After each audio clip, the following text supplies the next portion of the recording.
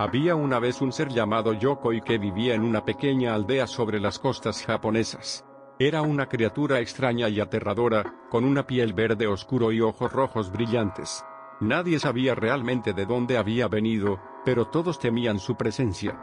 Un día, un barco de pesca local desapareció misteriosamente, y los habitantes comenzaron a sospechar de Yokoi. Decían que era un ser maligno que se alimentaba de la carne humana, y que tenía el poder de controlar el mar. La gente comenzó a cerrar sus puertas y ventanas por la noche y a rezar por su seguridad. Sin embargo, una noche, una joven llamada Akiko fue investigada por sí misma. Quería descubrir la verdad sobre Yokoi y poner fin a la creciente paranoia en su aldea. Así que, con valentía, se adentró en la oscura y tenebrosa casa de Yokoi. Lo que descubrió la dejó sin aliento.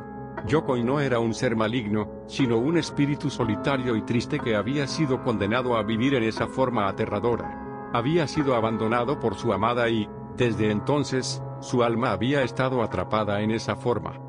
Akiko sintió lástima por Yokoi y, con compasión, pudo encontrar la paz. Juntos, viajaron a los profundos abismos del mar, donde Yokoi encontró a su amada y finalmente pudo descansar en paz. Desde ese día, la aldea fue libre de la presencia aterradora de Yokoi, y los habitantes podrán volver a vivir en paz.